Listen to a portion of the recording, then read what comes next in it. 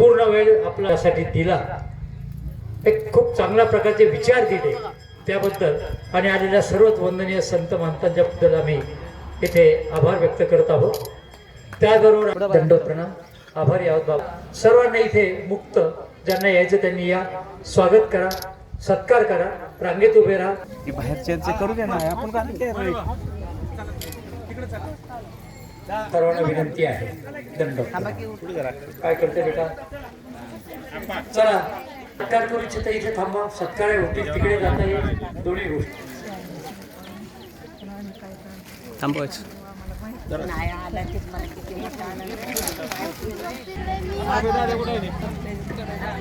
ज्याची इच्छा आहे सत्कार करण्याची या मोकळी करा.